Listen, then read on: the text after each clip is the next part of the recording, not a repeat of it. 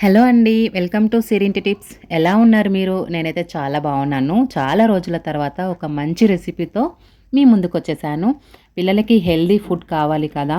అందుకని నేను ఇంట్లోనే పిల్లలకి సున్నుండాలు ఎలా చేయాలి? వాటికి కావాల్సినవి ఏంటివి? అనేది ఈ వీడియోలో మొత్తం చూస్తే మీకు క్లియర్‌గా అర్థమవుతుంది.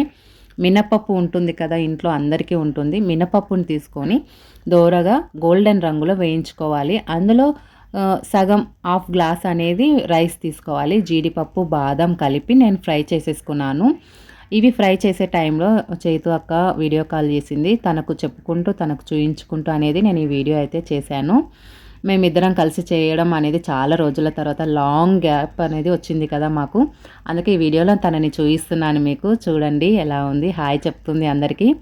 ఫైనల్‌గా అయితే ఇలా బ్రౌన్ కలర్ మనకి గోల్డెన్ రంగులో ఇలా వచ్చింది. ఇది ఫ్రై చేసే టైంలో సున్నుండ మనకు స్మెల్ వస్తుంది. మంచి స్మెల్ వస్తుంది కదా! అలాంటి స్మెల్ వస్తుంది ఫ్రై చేసేటప్పుడు. నేను ముందుగానే బెల్లం కూడా తురిమి పెట్టేసుకున్నాను.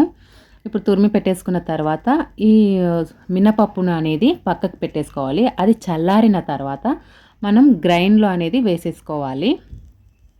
చూడండి ఎంత మంచి కలర్ వచ్చింది కదా! అందరూ ఇలాగే గోల్డెన్ రంగులో చేసేసుకోవాలి. ఇప్పుడు నేను మిక్సీ జార్లో వేసేసుకుంటున్నాను.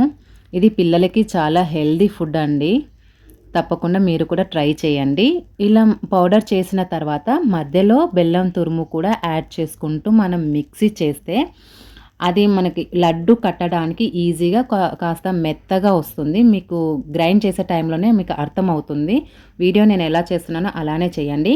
ఇంకా నెయ్యిని కూడా వేడి చేసి ఈ పౌడర్లో అనేది వేసుకొని కలుపుకోవాలి. అలా కలుపుకుంటే మనకి లడ్డు కట్టే ప్రాసెస్ అనేది ఈజీగా వస్తుంది. చూడండి నేను ఎలా కడుతున్నానో.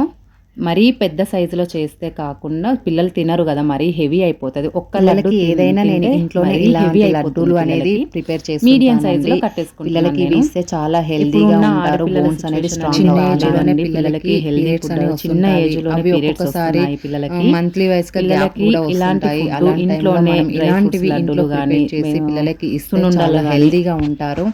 మీకు ఈ వీడియో నచ్చింది అని అనుకుంటున్నానండి. సబ్స్క్రైబ్ చేయండి. నచ్చినట్లయితే లైక్ చేయండి, షేర్ చేయండి.